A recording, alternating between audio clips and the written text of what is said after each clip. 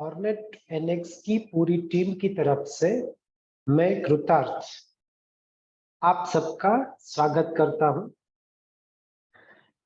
जैसा कि आप लोग जानते हैं कि हमने ऑर्नेट में अलग अलग टॉपिक्स के ऊपर वेबिनार सीरीज की थी,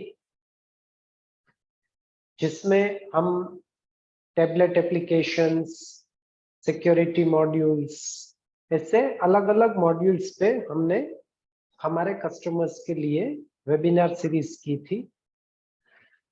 उसी श्रृंखला को आगे ले जाते हुए हम एक और वेबिनार के साथ आपके सामने आए हैं। आप लोग जानते हैं कि हम लोग डे टू डे बेस पे प्रोडक्ट में अपग्रेड करने के साथ साथ जो भी हमारे कस्टमर्स के फीडबैक हैं, हमें जो मार्केट से इनपुट मिलते हैं, उससे हम कंटिन्यूअस अपनी प्रोडक्ट्स में, अपनी सर्विसेज में, अपने फीचर्स में सुधार करते हैं। वैसे ही एक सुधार के तहत हमें ये सजेशंस मिले थे, या हमें ऐसा लगा था कि हमारे जितने भी नए फीचर्स हैं जो भी हम रिलीज करते हैं, बहुत सारे कस्टमर्स उसको कोई ना कोई रीजन से इम्प्लीमेंट नहीं कर पाते, यूज नहीं कर पाते। तो उस मुश्किल को ध्यान में रखते हुए हमने अब ये वेबिनार सीरीज शुरू किया है, जिसमें हम लोग जो भी नए फीचर्स हमारे लॉन्च होंगे, मेजर फीचर्स, उसका एक वेबिनार के जरिए एक प्राइमरी डेमो कम ट्रेनिंग करेंगे, जिससे आप लोग भी अपना पूरा इम्प्लीमेंटेशन अपने हिसाब से कर पाएंगे और जो ऑर्नेट में आपने इन्वेस्ट किया है उसका पूरा वैल्यू फॉर मनी ले पाएंगे। तो उसी श्रृंखला में हम लोग ये वेबिनार सीरीज शुरू करेंगे।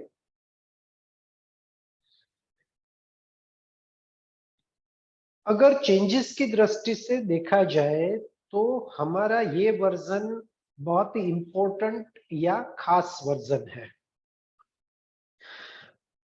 हम लोग काफी कुछ अगले 3-4 वर्जन्स में नए चेंजेस ला रहे हैं, नए डेवलपमेंट कर रहे हैं, और उस चेंजेस या डेवलपमेंट को सपोर्ट करने के लिए ये वर्जन एक बेस वर्जन है।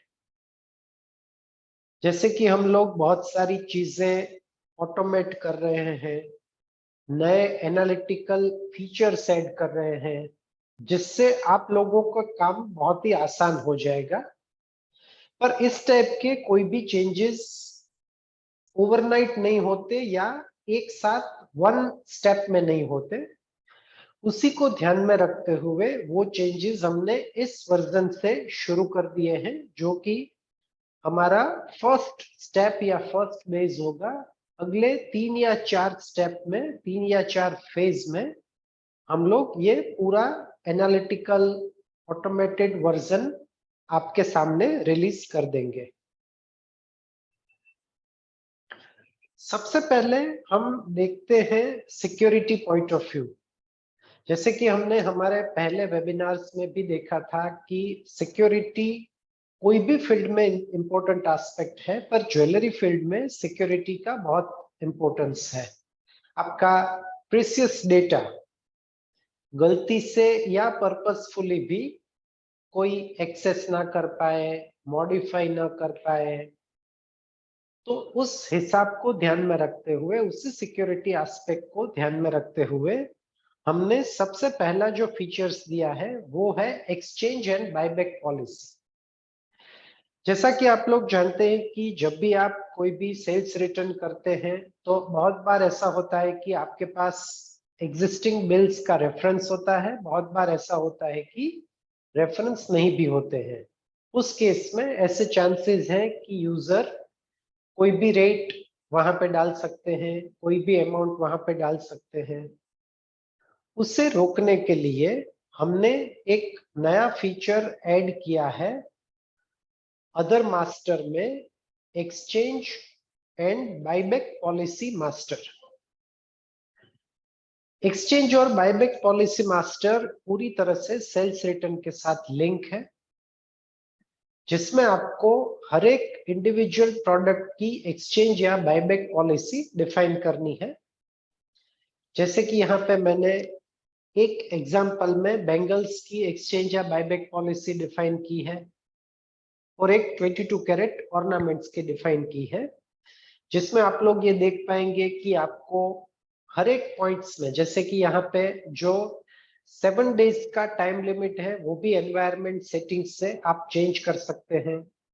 मतलब 15 डेज, 30 डेज, 45 डेज, ऐसे आप डेज डिफाइन कर सकते हैं।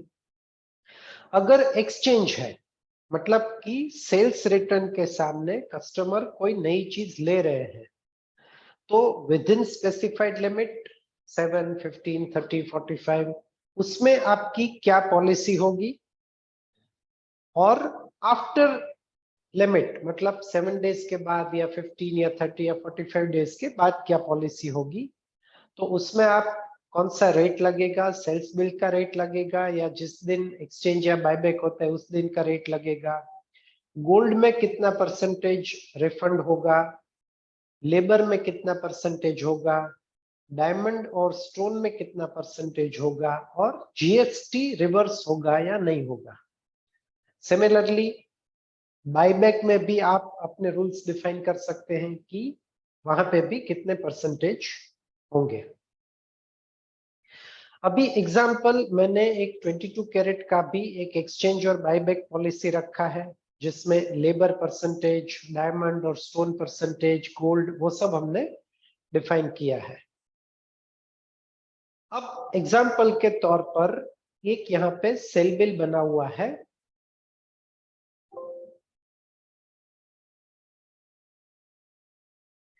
ट्वेंटी मार्च को एक सेल बिल बना है जिसमें मैंने बेंगल सेल की है।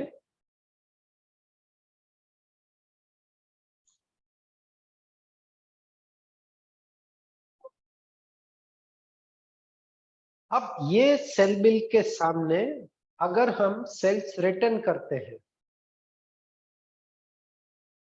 अगर आप डायरेक्ट सेल्स रिटर्न करेंगे तो वो बायबैक की जो भी टर्म्स है वो अप्लाई होगी।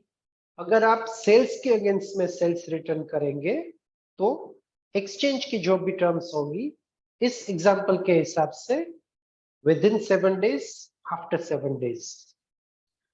तो सेल्स रिटर्न में हम जाएंगे, वहां पे ऐड करेंगे, ऐड करने के बाद कस्टमर का नेम सिलेक्ट करेंगे। यहाँ आपको सेल बिल का बटन दिखता है, उसमें उस कस्टमर के जितने भी बिल हैं वो लिस्ट हो जाएंगे। हमने लास्ट बिल बनाया था 1069। जैसे ही सिलेक्ट किया, ऑटोमेटिक उसका जो भी एक्सचेंज या बायबैक है, जैसे कि लेबर का रेट हाफ हो गया, डायमंड स्टोन इसमें नहीं है, अदरवाइज डायमंड स्टोन की वैल्यू भी ऑटोमेटिक आ जाएगी। Gold rate original sale bill जो था उसमें 4900 था, जो हमारा एक्सचेंज वाला बिल है उसमें टुडेज रेट अप्लाई हुआ, वो 500 हो गया। तो वो सब चेंजेस ऑटोमेटिक यहाँ पे अप्लाई होते जाएंगे और इस पॉलिसी मास्टर के हिसाब से ही आपका पूरा सेल्स रिटर्न ट्रांजैक्शन रिकॉर्ड होगा।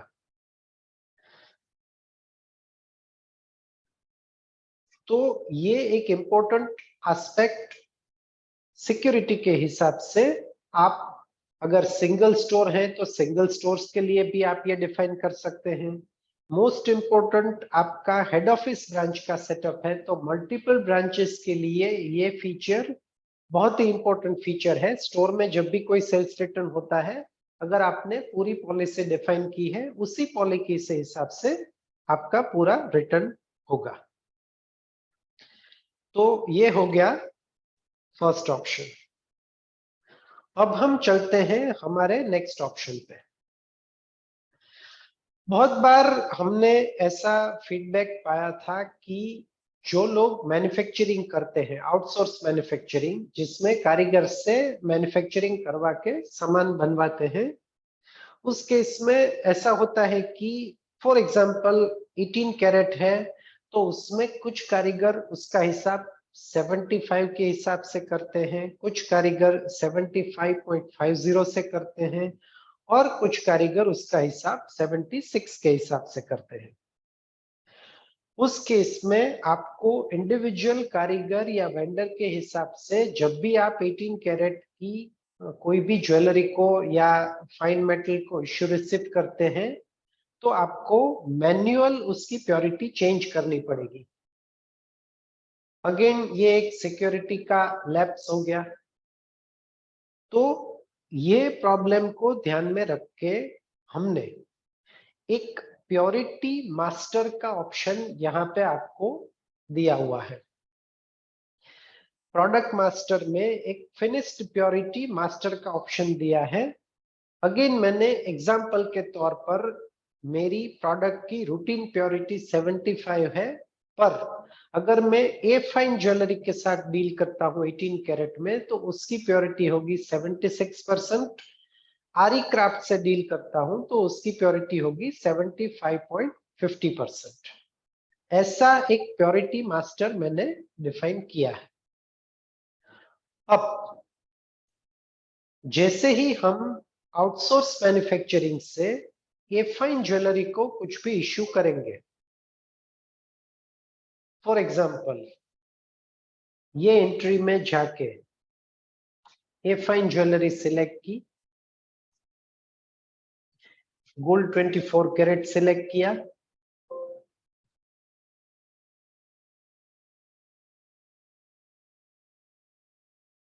हंड्रेड ग्राम्स दिया। जैसे ही यहाँ पे हम 18 कैरेट सिलेक्ट करेंगे, 76 प्योरिटी के हिसाब से पूरी प्योरिटी काउंट हो जाएगी। और ये जो प्योरिटी और फाइन वेट है उसका मॉडिफिकेशन आप ब्लॉक भी कर सकते हैं। यहाँ पे डेमो पर्पज से मैंने ओपन रखा है, आप उसको ब्लॉक भी कर सकते हैं।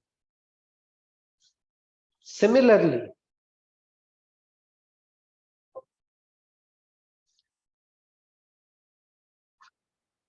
अगर मैं दूसरा कारीगर सिलेक्ट करता हूं जिसमें भी मैं सिमिलर एंट्री करता हूं, और जैसे यहाँ पे 18 कैरेट सिलेक्ट करता हूं तो उसकी 70.50 प्योरिटी के हिसाब से ऑटोमेटिक उसका सेटअप हो गया।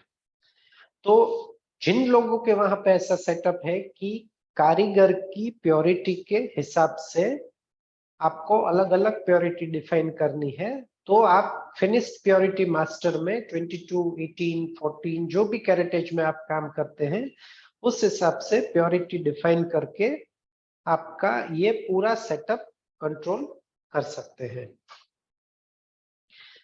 तो ये हो गया प्योरिटी मास्टर।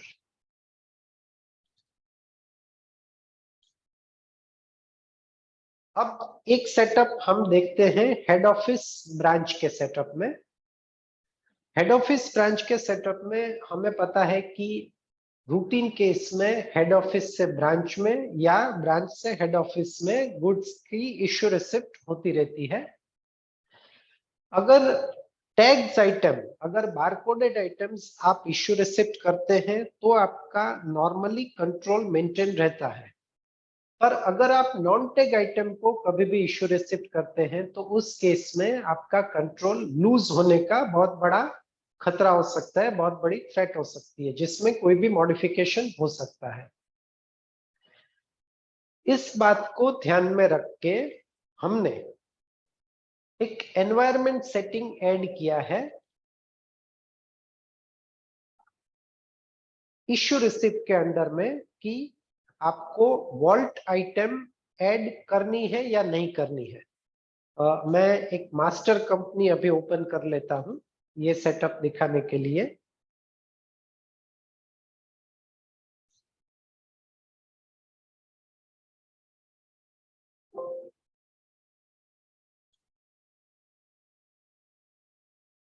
हाउसकीपिंग में एनवायरनमेंट सेटिंग, उसमें इश्यू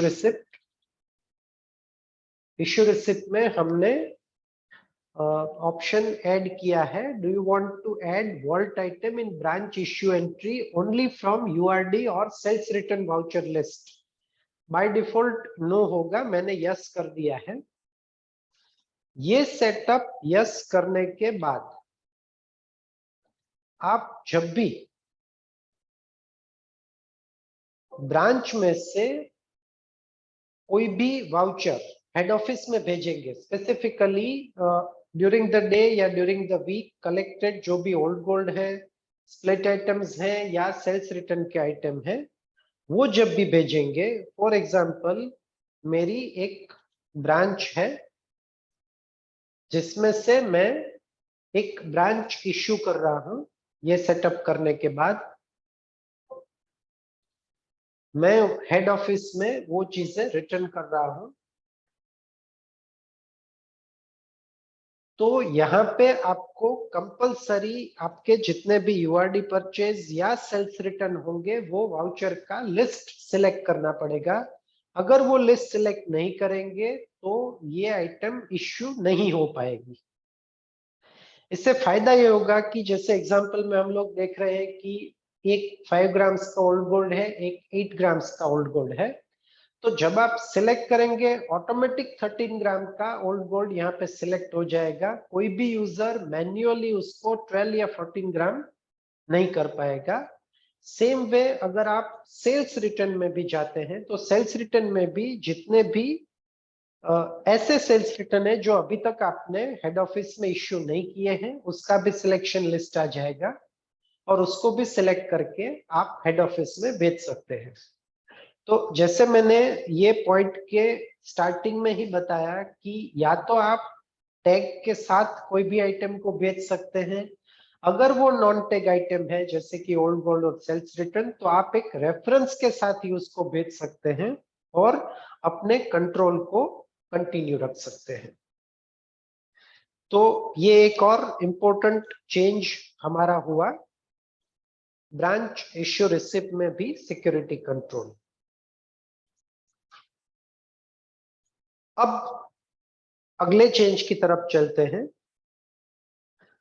आप लोग जानते हैं कि ऑर्नेट में हमारे पास प्रोक्योरमेंट के बहुत सारे ऑप्शंस अवेलेबल हैं, जैसे कि आप परचेज से, आउटसोर्स मैन्युफैक्चरिंग से, अप्रूवल से, ऐसे अलग अलग मोड से आपका प्रोक्योरमेंट कर सकते हैं।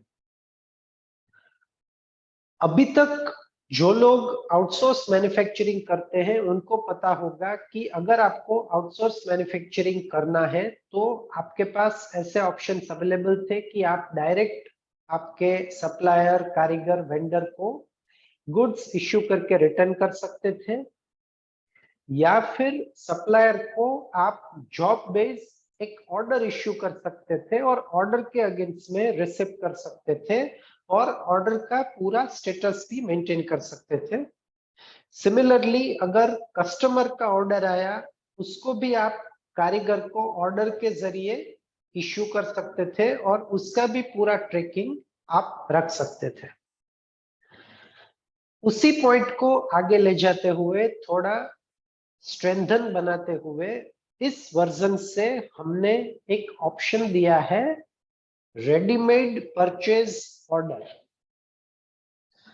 बहुत सारे लोग अभी बहुत सारी आइटम रेडीमेड परचेज कर रहे हैं, तो अभी तक रेडीमेड परचेज में सिर्फ आप डायरेक्ट परचेज कर सकते थे।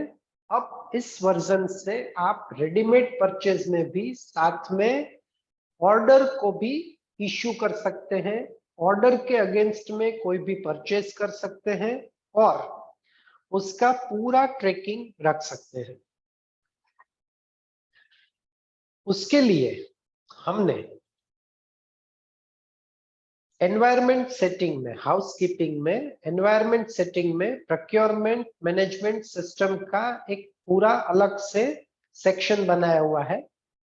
तो सबसे पहले तो आपको ये प्रोक्योरमेंट मैनेजमेंट सिस्टम करना या नहीं करना है, फिर अगर परचेज मैनेजमेंट करना है तो जॉब के ऊपर से ऑटोमेटिक परचेज ऑर्डर क्रिएट करना है, और automatic purchase order reorder process से करना है, और उसका प्रीफिक्स क्या होगा।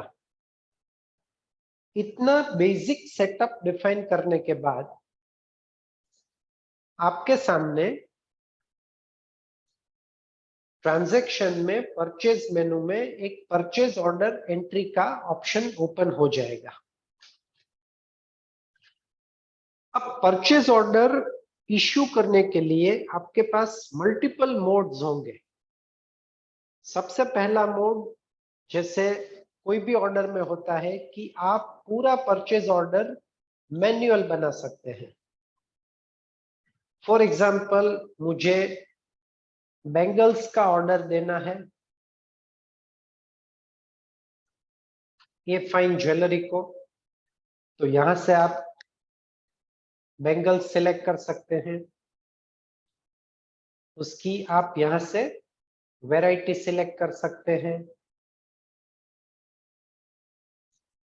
डिलीवरी डेट डिफाइन कर सकते हैं, उसका ग्रॉस वेट, अदर वेट और नेट वेट डिफाइन कर सकते हैं। एक आप वेट रेंज भी दे सकते हैं, जैसे कि मैंने 44 ग्राम्स का ऑर्डर दिया है तो 42 टू 48 ग्राम्स तक का वेट रेंज भी आप डिफाइन कर सकते हैं, और उसकी साइज, टाइप, ऐसे फील्ड भी आप यहाँ पे डिफाइन कर सकते हैं।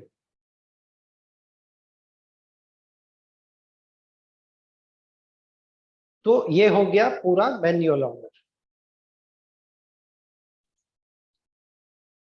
ऑर्डर का दूसरा ऑप्शन है job based order. For example, आपने कोई कस्टमर का ऑर्डर लिया है। एग्जांपल, यहाँ पे मैंने बीडी मित्तल करके कस्टमर का एक ऑर्डर लिया है। अब ये ऑर्डर आपको आपके सप्लायर को परचेज ऑर्डर में देना है। तो उसके लिए ट्रांजैक्शन में आउटसोर्स मैन्युफैक्चरिंग में एक जॉब एलोकेशन करके ऑप्शन होगा, जिसमें आपके पास मल्टीपल चॉइस है कि या तो आप ये ऑर्डर को जैसे पहले करते थे कोई भी कारीगर को मैन्युफैक्चरिंग के लिए इश्यू कर पाएंगे, या फिर आप इसी ऑर्डर के ऊपर से अपना परचेज ऑर्डर क्रिएट कर पाएंगे। तो यहाँ पे मैंने ये ऑर्डर सिलेक्ट किया और जैसे ही क्रिएट पीओ का बटन प्रेस किया तो यहाँ पे आपको कारीगर का नाम सिलेक्ट करना है और उसकी डिलीवरी ड्यू डेट देनी है। जैसे ही आप उसको ओके करेंगे तो ऑटोमेटिक यहाँ से परचेज ऑर्डर सेव हो जाएगा।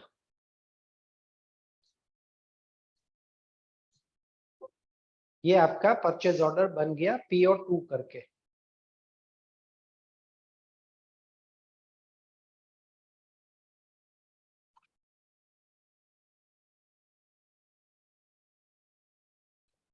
अब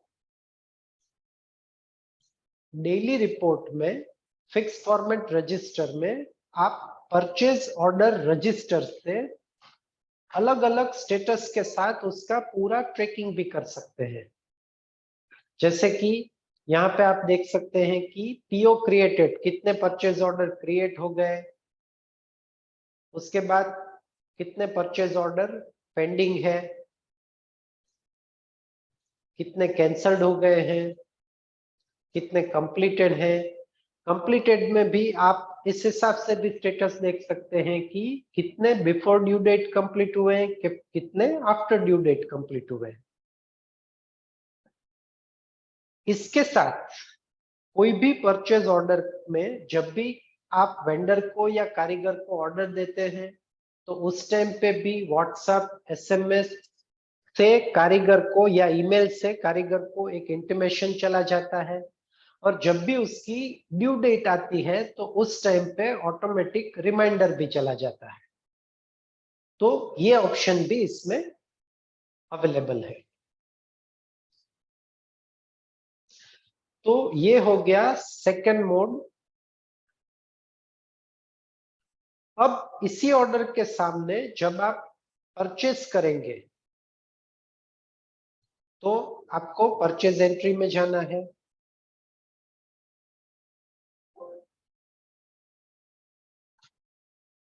ये फाइन ज्वेलरी आपने सेलेक्ट किया। ये फाइन ज्वेलरी के जितने भी पेंडिंग परचेज ऑर्डर होंगे यहाँ पे लिस्ट आ जाएगा। इसमें आप बहुत सारे फील्ड्स पे सर्च भी कर पाएंगे। जैसे ही मैंने ये सिलेक्ट किया ऑटोमेटिक उसकी डिटेल यहाँ पे फिल हो जाएगी। अगर आपने इस क्लाइंट का लेबर या वेस्टेज या डायमंड्स का प्रीडिफाइंड रेट फिक्स किया है तो रेट भी यहाँ पे ऑटोमेटिक फिल हो जाएगा। अगर आपने रेट फिल नहीं किया है तो आप मैन्युअल भी डाल सकते हैं। तो ये परचेज ऑर्डर के सामने आपने परचेज कर लिया।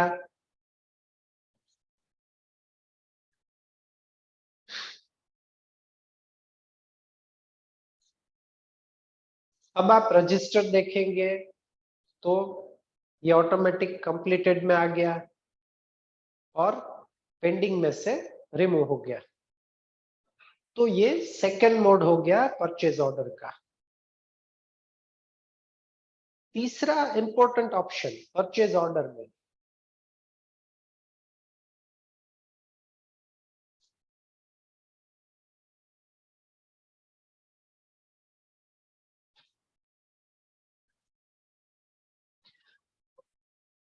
जब भी आप परचेज ऑर्डर करते हैं तो आपके सामने एक ऑप्शन आएगा रीऑर्डर रिपोर्ट। आप में से बहुत से लोग अलग अलग रीऑर्डर लेवल सेट करते होंगे। कौन सी आइटम, कौन सी वेराइटी, कौन से सप्लायर, बैंगल, रिंग, चेन जैसी आइटम में size, design number, weight range, उसके हिसाब से सिंगल स्टोर्स या मल्टीपल स्टोर्स को ध्यान में रख के आप आपका रीऑर्डर लेवल सेट कर सकते हैं, जिसमें आप मिनिमम, मैक्सिमम और रीऑर्डर तीनों लेवल सेट कर सकते हैं। ये रीऑर्डर लेवल आप in terms of pieces, in terms of weight बहुत तरीके से कर सकते हैं। अगर कोई आइटम का रीऑर्डर लेवल हो गया है, मतलब कि ये आइटम को अब आपको ऑर्डर करना है, तो उसके जो सिलेक्टेड क्राइटेरिया हैं वो आपके सामने यहाँ पे सीधे आ जाएंगे। इसमें भी अगर आप कोई भी टिक करेंगे, जैसे कि मैं ये ऑप्शन नंबर 1 टिक करता हूं, तो उसकी डिटेल भी ऑटोमेटिक यहाँ पे फिल हो जाएगी। तो रीऑर्डर रिपोर्ट के ऊपर से भी आप आपका परचेज ऑर्डर दे पाएंगे। एक और इंपॉर्टेंट एस्पेक्ट है, आप लोगों में से बहुत सी जगह पे ऐसा होगा कि कुछ आइटम्स आपको मैन्युअल डिसाइड करके रीऑर्डर करनी होती है, पर कुछ आइटम्स जिससे हम रूटीन लैंग्वेज में रनिंग आइटम बोलते हैं, जो आइटम आपके वहां पे फास्ट मूविंग होती है, ज्यादा सेल होती है। फास्ट मूविंग की डेफिनेशन स्टोर टू स्टोर अलग होगी। किसी के वहां पे 30 डेज या 15 डेज में भी फास्ट मूविंग हो सकता है, किसी के वहां पे 90 डेज भी फास्ट मूविंग हो सकता है। डिपेंड है गोल्ड आइटम, डायमंड आइटम, कौन सी आइटम में क्या रेंज है। पर कुछ आइटम डेफिनेटली ऐसी होती है कि जो रूटीन में रेगुलर बेस पे सेल होती है, और जैसे सेल होती है उसका आपको रीऑर्डर करना है। तो उसके लिए हमने लास्ट ईयर ऑर्नेट में एक बहुत ही बढ़िया फीचर दिया था, डेली रीऑर्डर प्रोसेस। मैं एक बार फिर से रिमाइंड करा देता हूं कि डेली रीऑर्डर प्रोसेस में सबसे पहले आपको एक सेटअप करना है कि कौन से सप्लायर की कौन सी आइटम, कौन सा प्रोडक्ट ग्रुप, कौन से डिजाइन, कौन सी वैरायटी और कितना एजिंग डेज। एक बार ये क्राइटेरिया आप डिफाइन कर देते हैं, जितने भी आपके रनिंग आइटम है उसके लिए क्राइटेरिया डिफाइन कर देते हैं, फिर उसके लिए उसका इमेज पाथ भी आप डिसाइड कर सकते हैं। एक बार ये सेटअप हो गया, उसके बाद पीरियोडिकली मतलब एवरी डे या एवरी 2-3 डेज, एवरी वीक जो भी आइटम सेल होती है, अभी ये मेरे पास सैंपल डेटा है तो मैं उसका पूरे साल का डिटेल ले लेता हूं। तो जितनी भी आइटम्स है आपने जो डिफाइन की थी उसकी पूरी लिस्ट यहाँ पे आ जाएगी। फॉर एग्जांपल हम लोग एवरी डे करते हैं तो ये क्राइटेरिया से मैच होती हुई जितनी भी प्रोडक्ट सेल हुई यहाँ पे आ जाएगी। आपको सिर्फ यहाँ पे टिक करना है, जैसे ही टिक करेंगे उसका सीधा यहाँ पे ऑप्शन है ऑटो क्रिएट पीओ। जैसे ही टिक करेंगे उसका सीधा परचेज ऑर्डर उसी सप्लायर के नाम से क्रिएट हो जाएगा। जैसे मैंने पहले बताया, सप्लायर को ईमेल, व्हाट्सएप या एसएमएस के जरिए इंटीमेशन भी मिल जाएगा और आपका परचेज ऑर्डर बन जाएगा, और जब भी आप रिसीव करेंगे उसके अगेंस्ट में आप परचेस करते जाएंगे। तो ये भी पूरे सेटअप में बहुत इंपॉर्टेंट एस्पेक्ट है कि आप मैन्युअल रीऑर्डर कर सकते हैं, परचेज ऑर्डर कर सकते हैं। आप जॉब के अगेंस्ट में मतलब कस्टमर के ऑर्डर के सामने या कारीगर के डायरेक्ट जॉब क्रिएट करके भी आप परचेज ऑर्डर बना सकते हैं। रीऑर्डर लेवल मतलब आपने जो मैन्युअल रीऑर्डर लेवल सेट किया है उसके ऊपर से भी परचेज ऑर्डर बना सकते हैं।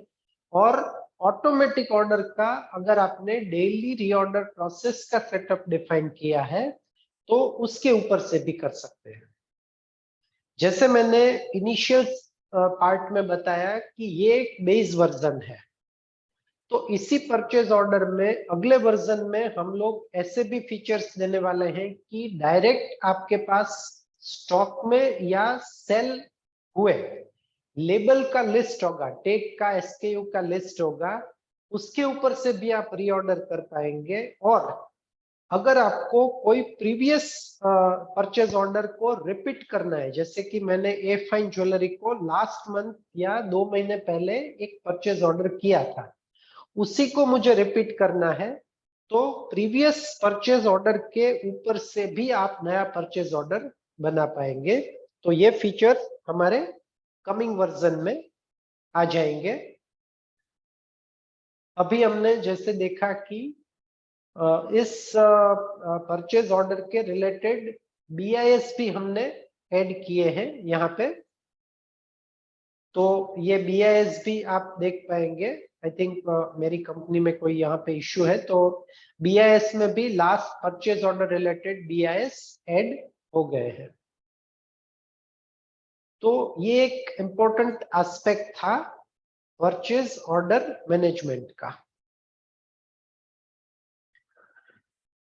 अब एक और इंपॉर्टेंट एस्पेक्ट पे मैं आपको लेके जाना चाहता हूं।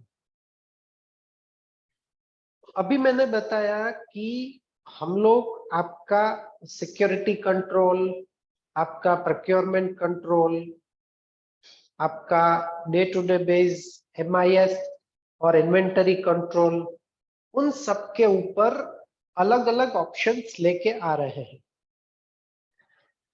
अब रीऑर्डर या कोई भी आइटम का ऑर्डरिंग कोई भी स्टोर हो, चाहे सिंगल स्टोर हो चाहे मल्टीपल स्टोर हो, उसके लिए एक बहुत ही क्रूशियल एस्पेक्ट माना जाता है। हमें पता है कि ज्वेलरी में सबसे बड़ा जो थ्रेट या तो सबसे बड़ा एक जो इश्यू है वो ऐसा है कि हमें पता नहीं चलता कि हमें कौन सी आइटम को ऑर्डर करनी है जो कि फास्ट सेल हो जाए और उसका डेड स्टॉक में कन्वर्जन ना हो। क्योंकि आज की तारीख में हर एक ज्वेलरी स्टोर में डेड स्टॉक एक बहुत बड़ा मेजर इश्यू है कि बहुत सी आइटम हम लोग परचेस कर लेते हैं पर आगे जाके वो सेल नहीं होती और वो फिर डेड स्टॉक में कन्वर्ट हो जाती है। तो जैसे हम लोग बात कर रहे थे कि हम लोग धीरे धीरे ऑप्शंस को ऑटोमेट कर रहे हैं, उस चीज को ध्यान में रखते हुए हम एक और फीचर लेके आए हैं, ऑटोमेटिक डिजाइन नंबर जनरेशन। आप में से जो लोग ऑर्नेट में मैन्युफैक्चरिंग मास्टर या बिल ऑफ मटेरियल का यूज करते हैं, उसको पता है कि आप ऑर्नेट में आपकी रिक्वायरमेंट के हिसाब से मैन्युअल डिजाइन नंबर बना सकते हैं। अब मैन्युअल डिजाइन में बहुत सारे लिमिटेशंस होते हैं, तो इस चीज को ध्यान में रखते हुए हमने एक और फीचर लॉन्च किया है, ऑटोमेटिक डिजाइन नंबर जनरेशन का सेटअप। प्रोडक्ट मास्टर में ये फीचर्स आपके पास अवेलेबल होगा। यहाँ पे आपको आपके डिजाइन नंबर की एक मिनिमम कैरेक्टर लिमिट सेट करनी होगी।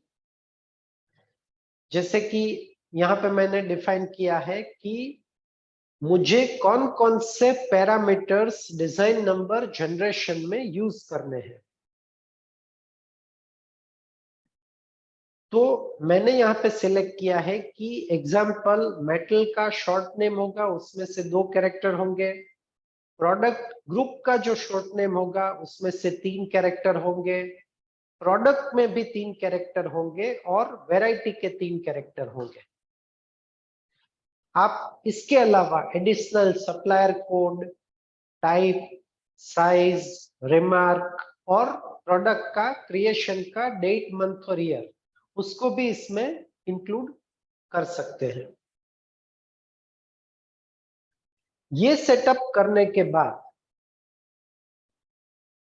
जब भी आप मैन्युफैक्चरिंग मास्टर में, डिजाइन मास्टर में जाएंगे तो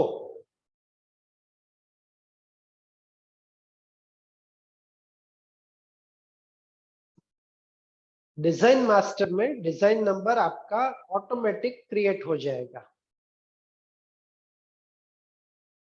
मैं कंपनी फिर से एक बार सिलेक्ट करता हूं, उसमें हम देखते हैं कि वो सेटअप कैसे होगा।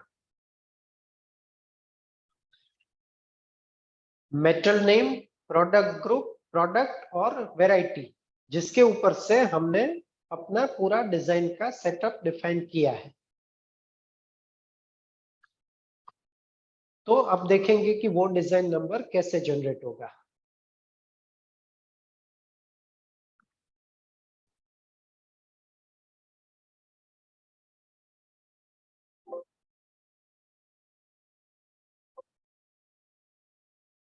यहाँ पे मैंने प्रोडक्ट सिलेक्ट किया है बैंगल। अब देखिए, जैसे ही मैंने बैंगल सिलेक्ट किया, प्रोडक्ट मेटल उसका है गोल्ड, फिर बैंगल्स है 22 कैरेट की और प्रोडक्ट का नाम है बैंगल, तो उसके ऊपर से उसका डिजाइन नंबर ऑटोमेटिक बन गया।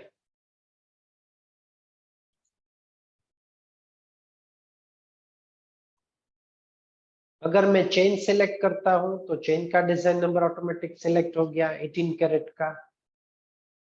तो जैसे जैसे आप प्रोडक्ट बनाते जाएंगे डिजाइन मास्टर में, वैसे वैसे उसका डिजाइन नंबर ऑटोमेटिक जनरेट हो जाएगा। अब जैसे मैंने बताया कि ये एक आपका बेस स्टेप होगा कि आपको डिजाइन नंबर कौन कौन से फील्ड को ध्यान में रख के बनाना है, ताकि आपको डिजाइन नंबर देख के ही पता चल जाए कि ये कौन सी प्रोडक्ट है, कौन से प्रोडक्ट ग्रुप की है, कौन से सप्लायर की है, कौन सी वेराइटी की है। यहाँ पे हमने मान लीजिए वेराइटी सिलेक्ट की पोल की, तो वो भी या डिजाइन नंबर के पार्ट में आ गई। अच्छा, अब हमारे नेक्स्ट स्टेप क्या होंगे इसी डिजाइन मास्टर के ऊपर से। सेकंड फेज ऐसा होगा कि ये डिजाइन नंबर एक बार आप सब प्रोडक्ट के डिफाइन कर देते हैं, तो आपका जो एग्जिस्टिंग स्टॉक है उसमें ये डिजाइन नंबर ऑटोमेटिक रिप्लेस हो जाएगा सिलेक्टेड क्राइटेरिया के ऊपर से। जैसे कि जितने भी आपके पास 18 कैरेट के पोल की ज्वेलरी के चेन स्टॉक में होंगे, जितने भी प्रोडक्ट होंगी, उसमें ये डिजाइन नंबर रिप्लेस हो जाएगा। नेक्स्ट फेज ऐसा होगा कि जब भी आप कोई भी नई प्रोडक्ट बनाएंगे, नया टैग बनाएंगे, तो उसमें आप अगर कोई नई वैरायटी या नया प्रोडक्ट ग्रुप या नई प्रोडक्ट लेते हैं तो सिलेक्टेड क्राइटेरिया के ऊपर से डिजाइन नंबर भी ऑटोमेटिक बन जाएगा। नेक्स्ट और फाइनल फेज ऐसा होगा कि एक बार सब प्रोडक्ट के साथ आपने डिजाइन नंबर को लिंक कर दिया तो सॉफ्टवेयर आपको ऑटोमेटिक ये दिखा देगा कि आपकी कौन सी डिजाइन आपके वहां पे ज्यादा चलती है और आपको किस डिजाइन को, किस प्रोडक्ट को, किस वेट रेंज को रीऑर्डर करना है। ये पूरा आर्टिफिशियल इंटेलिजेंट का फीचर हम लोग डेवलप कर रहे हैं और जैसे मैंने इनिशियल लेवल पे ही बताया है कि अगले 2-3 वर्जन में बिफोर IIJS हम लोग ये फीचर आपको अवेलेबल करवा देंगे। तो ये हमारा मोस्ट इंपॉर्टेंट एस्पेक्ट है कि आप आपकी हर एक प्रोडक्ट को एक आइडेंटिटी दे दे और आइडेंटिटी के ऊपर से हर एक पीस को डिजाइन नंबर से लिंक करके आप आपका रीऑर्डर का पूरा प्रोसेस ऑटोमाइज कर सकते हैं।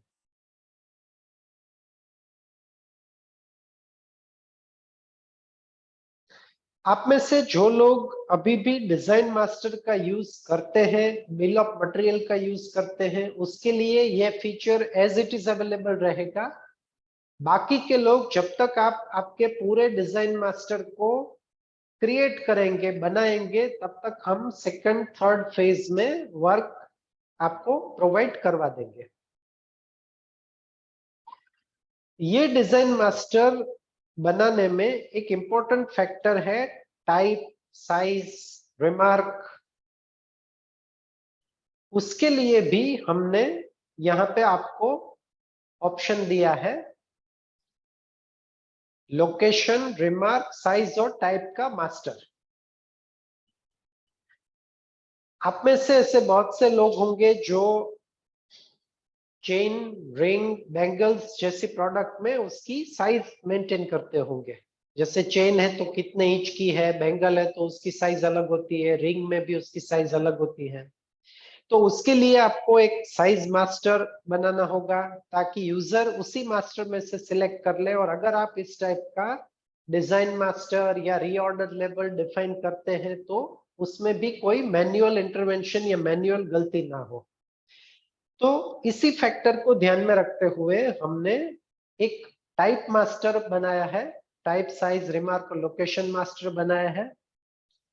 ऑप्शन सिंपल है, एनवायरनमेंट सेटिंग में आपको ये सब सेटअप लेबल में से इनेबल करवाने होंगे। उसके बाद आप मान लीजिए यहाँ पे टाइप मास्टर नहीं है तो आप यहाँ पे जाएंगे, इंपोर्ट में जाएंगे। इंपोर्ट में आपके पास ऑप्शन है कि आपको सैंपल आपकी अ, अपना खुद का मास्टर बनाने हैं या एग्जिस्टिंग डेटा में से उसको फिल करना है। तो आपको यहाँ पे एग्जिस्टिंग डेटा में फिल करना है।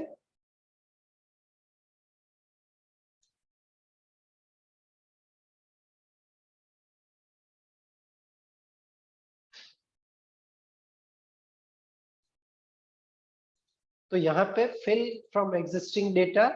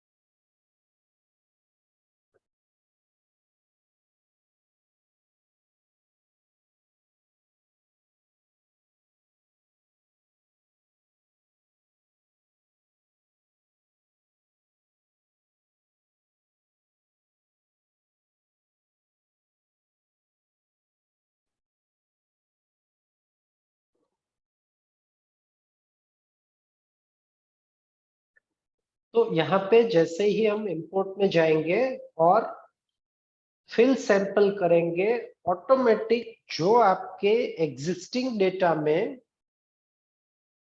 वैल्यूज होंगी वो यहाँ पे ऑटोमेटिक आ जाएगी। आप यहाँ पे उसमें कुछ मॉडिफिकेशन करना है तो मॉडिफिकेशन भी कर पाएंगे। अगर मॉडिफिकेशन नहीं करना है तो वैलिडेट करके जैसे ही आप उसको रिकॉर्ड करेंगे, ऑटोमेटिक आपका ये टाइप मास्टर बन गया।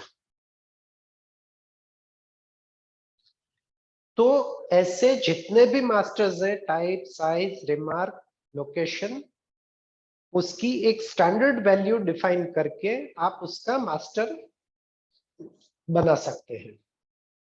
तो ये भी एक इंपॉर्टेंट फीचर आ गया। अब एक और अलग एंगल पे हम लोग जाते हैं। बहुत सी बार हमने देखा है कि कोई ना कोई रीजन से आपके वहां पे कोई आपके एक्सपीरियंस सेल्समैन है या ऐसे कोई स्टाफ है, कोई रीजन से जब आपके वहां से जॉब छोड़ के जाते हैं, नए लोग आते हैं, तो आप उनको एक प्राइमरी प्रोडक्ट या आपके स्टोर की पॉलिसीज उसकी तो ट्रेनिंग दे देते हैं, पर आपके जो रेगुलर कस्टमर हैं उसकी नए फ्लोर मैनेजर है या सेल्स इंचार्ज है या सेल्समैन है, उसको प्रॉपर या पूरी इंफॉर्मेशन नहीं होती है। और ये डिटेल ना होने की वजह से बहुत से टाइम पे ऐसा होता है कि उसकी चॉइस से अलग कोई चीज उसको दिखा देते हैं या उसको पिच करते हैं। उसके अलावा बहुत से टाइम पे ऐसा होता है कि कस्टमर की कुछ वाइटल इंफॉर्मेशन, जैसे कि उसकी बर्थडे, एनिवर्सरी डे, फिर उसका कुछ बैंक अकाउंट्स, ऐसी डिटेल भी या तो आपको बार बार रिपीटेडली उनसे मांगनी पड़ती है या वो लेना भूल जाते हैं। दूसरा एक ऐसा भी होता है कि अगर आपके कस्टमर मल्टीपल डिवीजन में काम करते हैं, जैसे कि डायमंड सेक्शन अलग है, सिल्वर और गोल्ड का सेक्शन अलग है, तो अगर सेल्समैन के पास उसकी एक प्राइमरी हिस्ट्री या कुछ डिटेल्स पता होती है, फॉर एग्जांपल कोई कस्टमर आपके वहां पे गोल्ड स्कीम में ज्वाइंट है, और अगर सेल्समैन को पता होगा कि सेल्स कस्टमर ने ऑलरेडी 8 इंस्टॉलमेंट पेड कर दिए हैं और 1 या 2 महीने के बाद वो फाइनल लेने के लिए आएंगे, तो वो सेल्समैन कुछ अलग ऑफर दे सकते हैं। अगर कस्टमर के कोई लॉयल्टी पॉइंट्स या डिस्काउंट कार्ड क्रेडिट है तो वो उसको कुछ ऑफर दे सकते हैं। पर ये सब चीजें मैन्युअल बताना या मैन्युअल ध्यान में रखना प्रैक्टिकली पॉसिबल नहीं है। तो उसी डेवलपमेंट को, उसी प्रॉब्लम को ध्यान में रख के हमने एक बहुत ही इंपॉर्टेंट ऑप्शन दिया है, कस्टमर हिस्ट्री का। कस्टमर हिस्ट्री में आप कस्टमर नेम, कस्टमर का मोबाइल नंबर, उसके ऊपर से उसकी एक प्राइमरी सर्च कर सकते हैं। ये सर्च करने के बाद आप आपके स्क्रीन पर देख रहे हैं कि अलग अलग इंफॉर्मेशन आपको मिलेगी।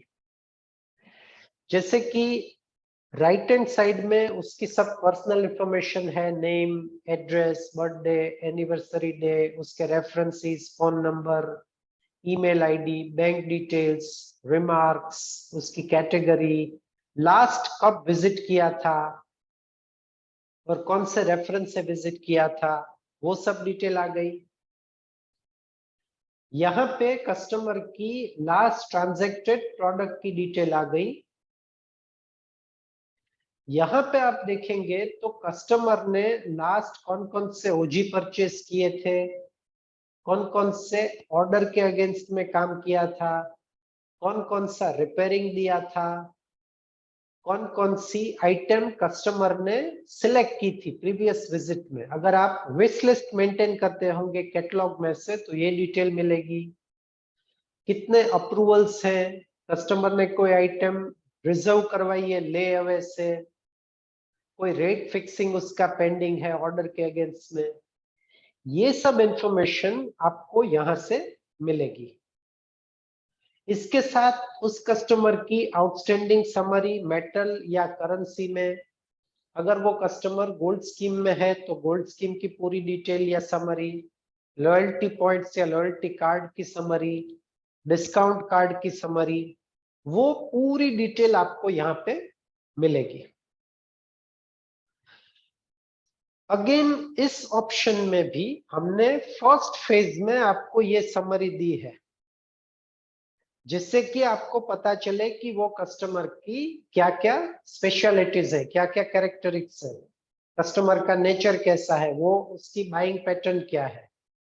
इसे कंप्लीट करने के लिए नेक्स्ट 1 या 2 फेज में हम एक और चीज लेके आ रहे हैं कि कोई भी चीज में अगर आप ड्रॉप डाउन करेंगे तो उसकी पूरी डिटेल आपके सामने खुल जाएगी। और इसके अलावा अगर आप मल्टीपल फाइनेंस लेयर में काम कर रहे हैं या आपका डेटा की साइज बढ़ जाती है और स्प्लिट ऑफ फाइनेंस लेयर करते हैं, तो मल्टीपल ईयर और मल्टीपल कंपनी में से भी कस्टमर का पूरा डेटा फैच होके यहाँ पे आपको बताएगा। सोचिए कि अगर आपको कस्टमर की लास्ट 5 इयर्स की कंप्लीट हिस्ट्री मिल जाती है कि लास्ट 5 ईयर में कस्टमर ने एग्जांपल के तौर पर टोटल 500 ग्राम्स की बाइंग की थी, या 2 बार गोल्ड स्कीम में एनरोलमेंट किया था, इतना उन्होंने ऑर्डर दिया था, इतना रिपेयरिंग करवाया था, इतने लॉयल्टी पॉइंट्स दिए, तो आप उस कस्टमर के साथ बहुत ही आराम से, बहुत ही स्मूथ और एक प्रॉफिटेबल वे में डील कर सकते हैं। और जैसे मैंने इनिशियल जो प्रॉब्लम एड्रेस किया था कि अगर नए सेल्समैन या फ्लोर मैनेजर या सेल्स इंचार्ज भी है तो भी कस्टमर के साथ आराम से ये डील कर सकते हैं। ये जो हमने ऑप्शन दिखाया है वो अभी फर्स्ट फेज में डेस्कटॉप बेस्ड वर्जन है, आगे जाके यही वर्जन टैबलेट में भी अवेलेबल हो जाएगा विथ मल्टीपल फीचर्स। तो ये एक और इंपॉर्टेंट एस्पेक्ट या फीचर आपको मिल जाएंगे। इसके अलावा एक और मेजर चेंज जो हमने किया है कि बहुत बार ऐसा होता है कि कस्टमर का जब अकाउंट हम क्रिएट करते हैं तो उसके साथ उसकी कोई डेट हम लोग कैप्चर नहीं करते, पर बाद में आपको ये जानना जरूरी होता है कि आपके कौन कौन से कस्टमर एग्जांपल 90 डेज से आपके स्टोर में विजिट करने नहीं आए हैं, या कौन से कस्टमर कितने पीरियड से आपके साथ कांटेक्ट में नहीं है, विजिट में नहीं आए हैं।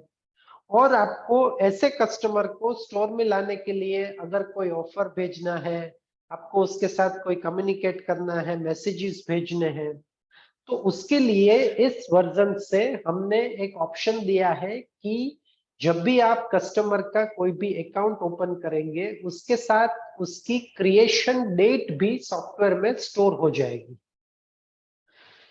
एक बार क्रिएशन डेट स्टोर हो जाती है उसके बाद आपको अभी तक का जो एग्जिस्टिंग डेटा है उसमें अगर कस्टमर की डेट रिप्लेस करनी है तो उसके लिए भी हमने हाउसकीपिंग में अकाउंट मास्टर में उसका ऑप्शन दिया है कि अकाउंट की डेट भी आप इसमें अपडेट कर पाएंगे। इसके अलावा जैसे मैंने बताया कि हम लोग आपको एक एनालिटिकल रिपोर्ट अगले वर्जन में प्रोवाइड करवा रहे हैं कि जिसमें आप ऐसा भी देख पाएंगे कि आपकी चॉइस की weight range, for example 120 days, 90 days, 180 days से कितने कस्टमर आपके स्टोर में नहीं आए हैं, उसको आप फर्दर ड्रॉप डाउन करेंगे, जूम करेंगे तो कौन कौन से ऐसे कस्टमर हैं जो एग्जांपल 6 मंथ से ज्यादा पीरियड से नहीं आए हैं, उसका क्या लास्ट ट्रांजैक्शन रेफरेंस था, और वहीं से आप उसकी पूरी हिस्ट्री भी देख पाएंगे। तो ये भी एक बहुत ही important aspect customer point of view और एनालिसिस पॉइंट ऑफ व्यू से आप देख पाएंगे। इसके अलावा इस वर्जन में हमने छोटे छोटे बहुत सारे चेंजेस किए हैं जो ये वेबिनार में कवर करना डिफिकल्ट है, पर फॉर एग्जांपल सॉफ्टवेयर में कोई भी जगह पे अगर आपने इमेज कैप्चर की हुई है तो उसको डबल क्लिक करने से वो इमेज फुल साइज जूम हो जाएगी, तो आपको ज्यादा क्लैरिटी से इमेज मिलेगी। जैसे कि एस्टिमेट एसकेयू है या लेबल के कोई भी रिपोर्ट है, लेबल सर्च है, सेल बिल या और कोई भी ट्रांजैक्शन में आप इमेज डिस्प्ले करते हैं तो वहां से सीधी जूम हो जाएगी। आपके एग्जिस्टिंग स्टॉक में से कोई भी आइटम आप को ऐड करनी है, जैसे कि हमें पता है कि लास्ट ईयर हॉलमार्क चार्जेस का जो भी प्रोविजन आया था, ऐसे आपको एग्जिस्टिंग स्टॉक में कोई certification charges, rhodium charges, other charges add करने हैं तो आपको इंडिविजुअल लेवल में जाने की जरूरत नहीं है, आप एक प्रोसेस से ही सीधा अदर चार्जेस रिप्लेस कर पाएंगे। तो उसके लिए भी प्रोसेस में, वैल्यू रिवीजन प्रोसेस में हमने अदर चार्ज एडिशन का प्रोसेस दिया है, जिससे आप सिलेक्टेड टैग्स में से अदर चार्जेस ऐड कर पाएंगे। तो ये कुछ इंपॉर्टेंट फीचर्स जो हमने इस वर्जन में रिलीज किए थे, उसका मैंने आपको प्राइमरी डिटेल्स समझाने का प्रयास किया है, एक्सप्लेन करने का प्रयास किया है।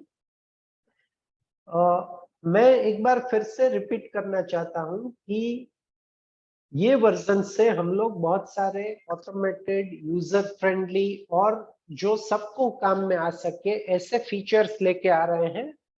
हर एक फीचर्स में नॉर्मली 1, 2, 3 फेजेस होते हैं, तो इसमें से बहुत सारे ऑप्शंस ऐसे हैं कि जिसका फर्स्ट फेज जो बेस होता है वो हमने इस वर्जन से कंप्लीट किया है। और मैं जब ये समझा रहा हूं, हम लोग ऑलरेडी सेकंड फेज पे, थर्ड फेज पे काम कर रहे हैं और आने वाले मैक्सिमम 2-3 महीने में, मैक्सिमम अप टू IAJS, बाकी के फेजेस भी कंप्लीट होके ऑटोमेटिक रीऑर्डर, फुल कंप्लीट और controlled customer history, purchase order में एडिशनल फीचर्स, ऐसे अलग अलग फीचर्स के साथ हम बाय IAJS ये पूरा लिंक कंप्लीट कर लेंगे। मैं आशा करता हूं कि ये चेंजेस आप सब लोगों को बहुत पसंद आएंगे और एक बार हमारा primary support rush, end of the finance year का सपोर्ट रश कंप्लीट हो जाएगा, उसके बाद आप ये वर्जन इंप्लीमेंट करके उसके फीचर्स का मैक्सिमम बेनिफिट उठा पाएंगे। वंस अगेन हमारी पूरी टीम की तरफ से ये पूरा वेबिनार सुन के आपका कीमती समय, प्रेशियस टाइम निकालने के लिए मैं अपनी पूरी टीम की तरफ से आप सबका बहुत बहुत आभारी हूँ। Thank you very much. Thank you all.